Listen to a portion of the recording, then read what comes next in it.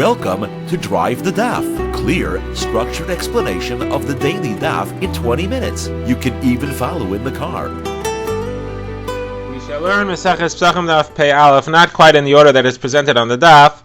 The Gemara presents it somewhat out of order. It analyzes the Brisa at length, which it presents all the way at the end of the Daf, and it presents a number of the concepts in reverse order.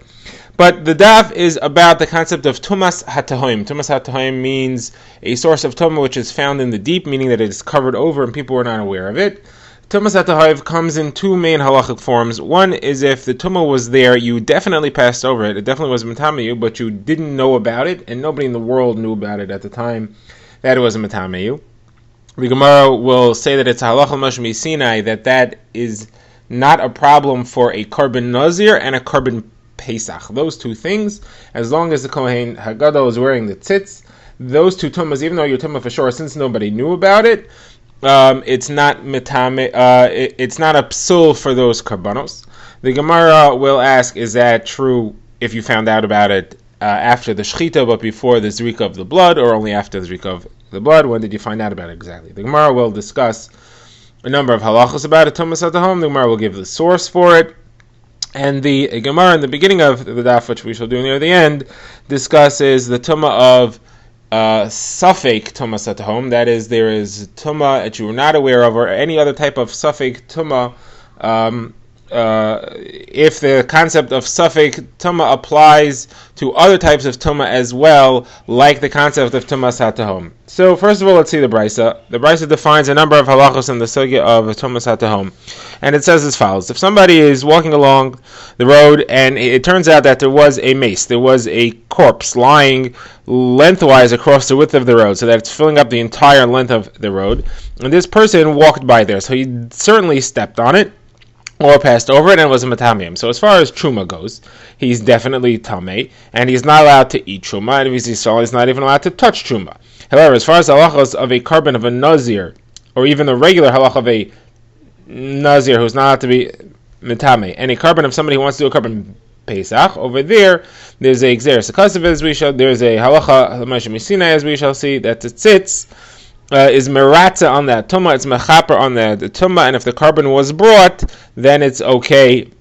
B'diavad, you don't have to worry about it. Now, all these halachas are assuming that he certainly stepped on or over it. However, if the mace was in pieces, and it could be that he stepped between the pieces, so then it's okay. Even as far as truma goes, it's a safek tumah, and even as far as truma, that's okay. Now, that is also the case if the mace wasn't filling the entire length of the road. There was somewhat of a space between the edge of the road and the mace where he could have walked there, and therefore we don't for sure know that he stepped over it. Now, if it was in a grave, that means if there was a tomb in the ground and there was space of at least a tefach between the body and the roof of the grave, the ceiling of the grave, so then the halacha is that the entire tumah fills up the grave, and the tumah goes upwards along the entire length of the grave. So then if it was in pieces, it wouldn't help you, because even if it's in pieces, the tumah fills up the entire grave and goes upwards from there, and therefore he couldn't step over it at all. Also, if he was carrying a large object, and so he was bent over, or he was riding on a horse or some other animal, he definitely stepped over or on the mace, and therefore there's no suffix. And you wouldn't have any heter for a truma. You would only have the halacha of tumas HaTahom, which applies only to a nazir and a carbon Pesach. Now the Brisa more clearly defines tumas HaTahom. The Brisa says tumas HaTahom is any tumah which was hidden underneath. It wasn't visible in any way, and nobody in the world, in the universe, knew about it. If there's one person on the planet who knows about the tumah, it's not tumas HaTahom, and if it wasn't really covered, it's not tumas HaTahom. So therefore, if it's in straw or dirt or stones and it's completely covered, it's tumas HaTahom. If, however, it was in water, or if it was just in the dark and you couldn't see it, or if it was in a cleft of rocks, that's not tumas HaTahom. Now, next halacha, very important. The Brisa says tumas HaTahom only applies to tumas mace. Does not apply to other types of tumas, and that's going to be a central discussion in our Gemara. The Gemara asks, what is the source of this halacha that tumas hatahom, unknown in tuma, is not metameyu? So the Gemara says we have three sources, three psukim. One discusses the nazir, that the nazir only becomes a tame by known in tuma, not by tumas hatahom, and the other are by somebody who's bringing a carbon pesach, that he only becomes tame by known tuma, not tumas hatahom. The three psukim are as follows. About the nazir, it says v'chiyamas meis alav, that he becomes tame if a person dies on him. On him means that he has to be aware of it. If he's not aware of it, it's not matame him. About the carbon pesach, it says kiya tami lenefesh oibederch or chayka lachem. So lachem, extra word lachem, says it has to be to you, it has to be known to you. Tumas hatahom is not known to you, and therefore it's not matame him. Another pshat is that it says baderech. It's compared to the road. The tumah and the traveling on the road are compared to each other. They're near each other. Just like a road is visible and known to everybody, in order for the tumah to be a problem for the person bringing a carbon pesach, it has to be known to everybody, just like a road. The Gemara now rejects all of these three sources. The Gemara says they can't be, because according to all these three sources, tumah should only be metami if it's known to you. So in the pasuk of alav, it says that it has to be known to you to be metameyu. That means that if it's not known to you, you should be okay, even if somebody else knows about it. And as far as the word lachem, that means that it's known to you, plural, so you and somebody else. But again, if just somebody else knows about it, it should not be metameyu. And as far as rechaika, it means that it has to be known to everybody. But if there's somebody at the end of the world who knows about it, it should not, if there's just one person who's aware of it, it should not be metame. But none of these fit with the halacha we saw in the brisa. It's only metameyu. It's only considered not tumas hatahom if there's one person anywhere on the planet who knows about it, then it's metameyu. The only situation in which it's not metameyu is if nobody in the world knows about it. According to your limudim, that shouldn't be true. It has to be known to you, to plural you, or to everybody. So Gemara therefore rejects this, and the Gemara says that the real source is halach l'mashmi Sinai, that says if you step on tumah that's covered and nobody knows about it, that it's not metameyu, or it's not a problem. Once it's not metameyu, it's not a problem to block carbon pesach and to mess up the nazirus of a nazir. Okay, the Gemara wants to know, can you learn a heter of tumas hatahom to a carbon tamid? If a Kohen is bringing a carbon tamid and he himself had tumas hatahom, is it tzitz take that tumah and make it not a problem for the carbon? So the Gemara says, Rabbah says, yeah, kal v'chaymer. Carbon tamid is a carbon tzibor. Carbon tzibor is mutter even if it's betumah. Carbon pesach and a nazir are both carbon yachid. They don't have a heter for themselves. Now, if the entire tzibur is tummy, you have a heter. But generally, if one person has a problem with his carbon pesach, there's no heter to do it bitumah. Carbon tamid is always a heter to do it bitumah. So you see that a carbon tamid is lighter, it is more lenient halachas for tumah than a carbon pesach and a nazir. So if you have a heter of tumas hatahom on a carbon pesach and a nazir, you should certainly have a heter of tumas hatahom on a carbon tamid. Now, there's no single owner for a carbon tamid, so the problem would only be on the Kohen who's bringing it. So Gemara says, what are you talking about? How could you learn a kal v'chomer from halach l'mishmi Sinai? We don't learn kal v'chomer from halach l'mishmi Sinai. The Gemara shows this concept with a brisa. Was a machlokes between Rabbi Eliezer and Rabbi Akiva as to whether a revius of blood is metame ba'oel. And Rabbi Akiva wanted to learn it as a kal v'chomer from a barley grain-sized piece of bone that is metame, and he wanted to learn a kal v'chomer from there to blood. So Gemara said that Rabbi Eliezer said to him, the halacha of the barley, of the piece of bone itself, is a halacha l'mishmi Sinai. You cannot make a kal v'chomer from halacha l'mishmi Sinai. So that's why we can't either make a kal v'chomer from halacha l'mishmi Sinai. So Gemara says, you're right. We're not going to learn it from carbon pesach to tamid via halacha via kal v'chomer. We're going to learn it via a gzeira shava. Both karbanos have the word moyadoi written by it that connects the two, and you can learn this halacha that tumas hatahom is mutter on a carbon tamid as well. Okay, now tumas hatahom, obviously you found out about it at some point. The question is, at what point did you find out about it? So the Gemara first quotes Mar Baravashi says it has to be that you found out about it after Zrikas Hadam. When you did the avoda of the carbon, you put the blood in the mizbeach, you didn't know about it. Later you found out, there was a grave there where I stepped, I became tamei, and that's it, takes it off. If, however, you found out about it before you did Zrikas Hadam, so then you're not allowed to do Zrikas Hadam. You now know that you're tamei, it's not tumas hatahom anymore, there's no heter. So Gemara says that can't be true, because in the Brisa which we started with, the Brisa says that the person who stepped over the grave, so as far as Truma, he's Tameh. As far as Nazir and Karban Pesach, he's Tahar. We're telling you he's Tahar, we're telling you that he's Tahar, and he's allowed to go do Tahar things. What is he allowed to go do? He's obviously not really Tahar, but what are we saying he's allowed to go do? In the future, we're saying he's allowed to do something. That's why we're saying he's Tahar. As far as Karban Pesach and Nazir are concerned, he's Tahar. What is he allowed to do now? Obviously, he's allowed to go bring the blood. Even though he knows about it now before the Zrikas Adam was done, he's allowed to go do Zrikas Adam. So Gemara says, you're right, that's not what Rav Ashi said. He had said that it has to be that it's okay, even if you found out about it before Zrikas Adam, you could still go do Zrikas Adam. Rashi and the Rishonim point out, obviously you have to have found out about it before Shechita. If you found out about it before you shechted the carbon, you can't go ahead and shecht the carbon. You can't say, well, it's Tumas HaTahom. That's not called a Tumas HaTahom if you know about it before the Shechita. Okay, the next issue is that which we said in the Brisa, that this Tumah only applies to Tumas Meis. The only heter of Tumas HaTahom is for Tumas Meis. Not what? What other type of Tumah is there that it does not apply to? So the Gemara on the Daf Pei, which we saw yesterday, and wanted to say maybe it says it means that it doesn't apply to Tumas Sheretz. The Gemara had said Tumas Sheretz would be problematic because there's an opinion that holds that somebody who's telling Tumas Sheretz is allowed to bring a carbon Pesach, because by nightfall, when it's time to eat it, he'll be tahar already. He'll go to the mikveh, the sun will set, he'll be tahar, the Tumah ends that day. There's at least one opinion that holds that he's allowed to therefore be involved in a carbon Pesach. He wouldn't need a heter of Tumas HaTahom. So the Gemara is exploring, maybe it's referring to Tumas Ziva. So Gemara said, what's Tumas? How does the Tumas HaTahom apply to Tumas Ziva? Ziva is either a Zav or a Zava have a flow and emission from their bodies that makes a type of Tumah. Now let's just refresh our memories of the halachos of Zav and Zava. So the halachos is as follows. If they see an emission once, then they have to, if they see an emission once or twice, then they have to be Shomer Siyom Keneged Yom, at least that's for a Zava. A Zav has a similar halacha, that they have to have one clean day. If they have one clean day, then they are cleared. They can go to the mikveh and become tahar when the day is over. Now, they can actually go to the mikveh at the beginning of the day, because mikzas hayom kekulo, we say part of the day is like the full day.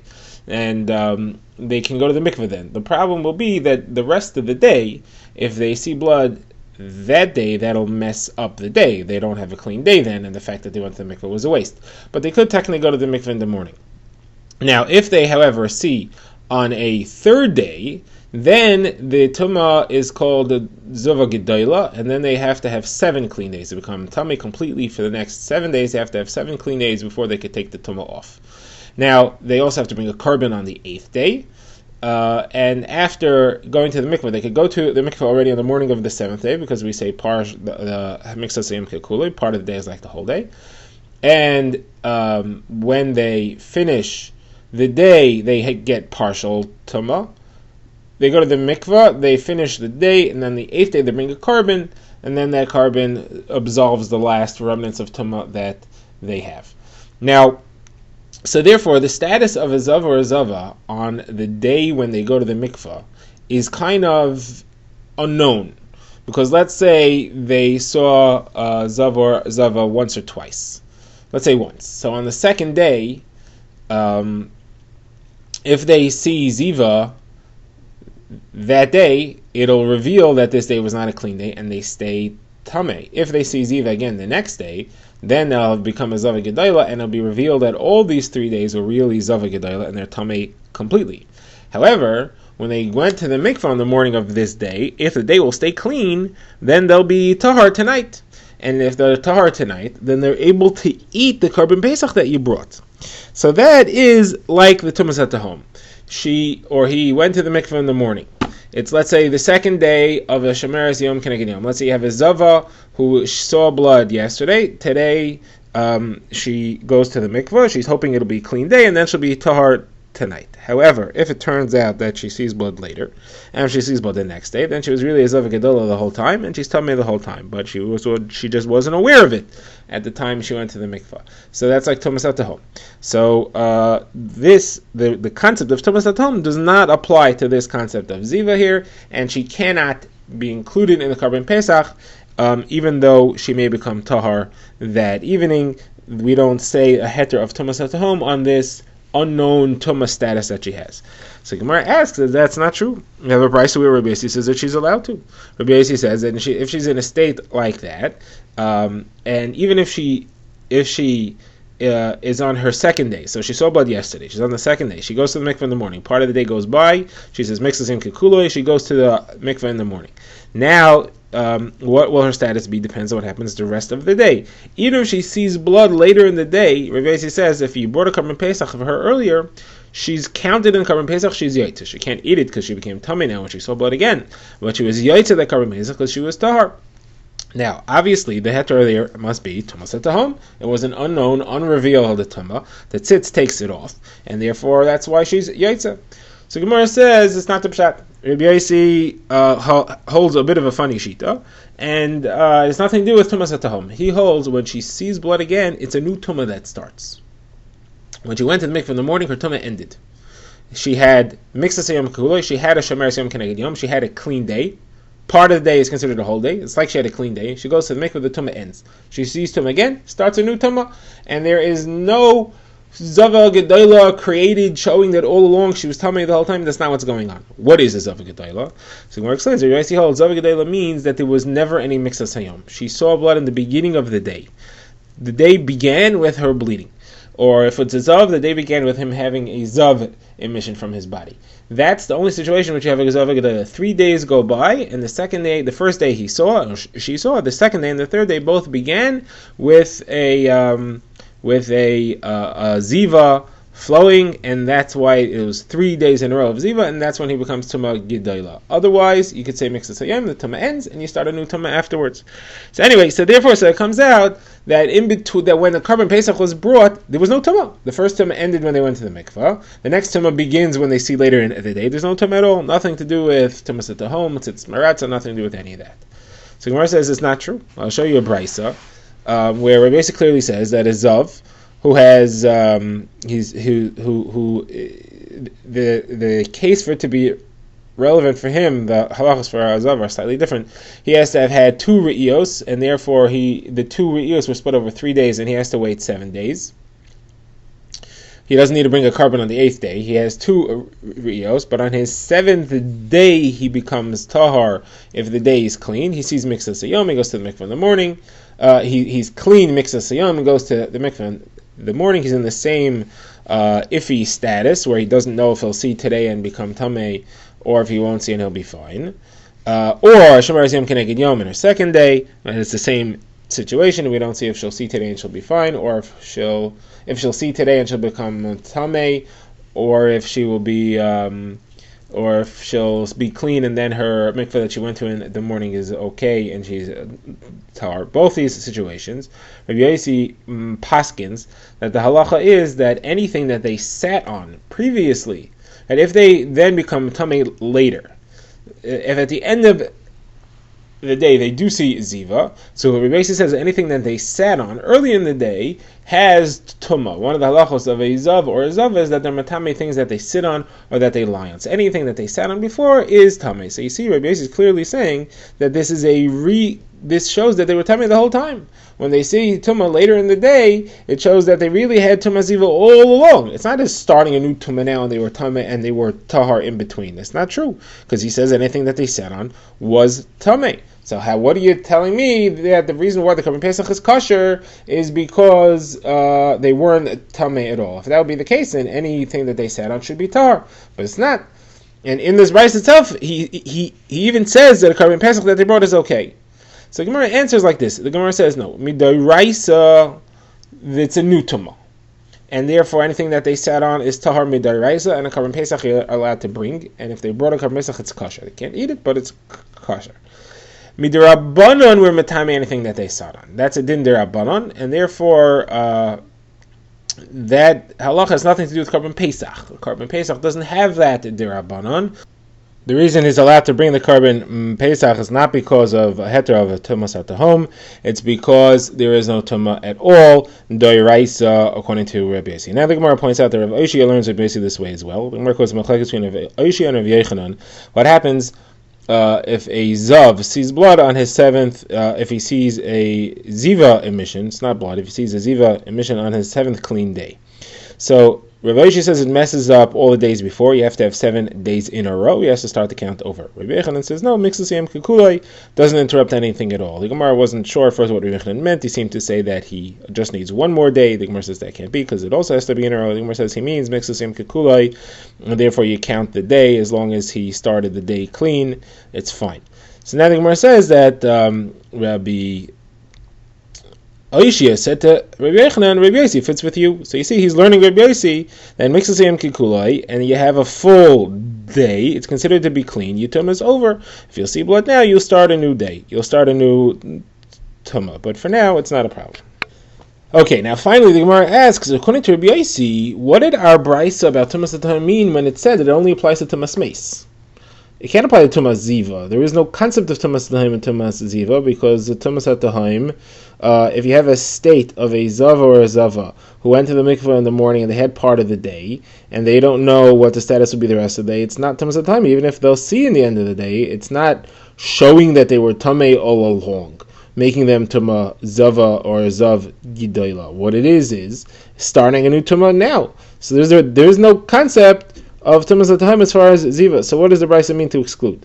So maybe it means to exclude somebody's tamei sheretz, but we already said that can't apply. We already said that sheretz is allowed to be included in a korban pesach because he'll be tahar at night. So it must mean, the Gemara says, that the kohen, if the kohen is tamei with his sheretz, there's no heter of tumas atahim. The kohen being tamei with his sheretz won't help you that he'll be tamei, that he'll be tahar at night. He needs to be tahar now. So it must be saying there is no heter of tumas hatahom on a kohen who's tamei tumas sheretz, and he finds out about it later. And that was the question we had on the daf pay yesterday. We had a question: does it apply to a kohen or not? So Gemara says not necessarily. Rabbi Yossi doesn't have to say that it's referring to the kohen. It could be referring to regular tumas sheretz. But Rabbi Yossi happens to hold that somebody who's tamei tumas sheretz cannot be included in the korban pesach. He does not hold it that Man Yamro says it's okay because he'll be tahar at night. He says, no, you got to be tahar now. You're not tahar now. You won't have a heter, and you may think you'll have a heter of tumas atahom because of the halacha Moshe Sinai that of tumas atahom of korban pesach. Rabbi Yossi is telling you. The Bryce is telling you, according to Rabbi Yossi, that such a heter doesn't apply to tumas sheretz. It only applies to tumas meis. Okay, this concludes the Gemara. Now let's go to the Mishnah, which is at the end of Daf Pei Aleph Amud Beis. The Mishnah discusses what happens with a korban pesach that becomes tamei. How do you destroy it? So the halacha is as follows: if a roiv of the korban is tamei, or if it's all tamei, so we knas the guy. We make him burn it publicly. He has to take wood from the store that's set aside for the mizbeach. He takes kaddish woods and he burns it in front of the Beis Hamikdash for everybody to see. The Gemara explains we want to embarrass him. We want to have a deterrent from people being matami their kabbanos, and therefore he has to burn it publicly for everyone to see. If, however, a minority of the carbon became tamei, then we don't make him do that. The halacha is that any carbon which becomes tamei has to be burned somewhere in the place that it could have been eaten. Carbon pesach can be eaten anywhere in Yerushalayim. He can take it home to his house, burn it in his own roof or his own backyard, privately with his own wood, no problem. The Mishnah points out people who were stingy, didn't want to use their own wood, would use the wood of the mizbeach, and they would do it in front of the Beis Hamikdash, even though it was open and exposed for everybody. Drive the Daf is a project of the Grand Woodlands Shul and is presented by Rabbi Yitzchak Landa. Find us on YouTube or subscribe to daily emails by emailing drivethedaf@gmail.com.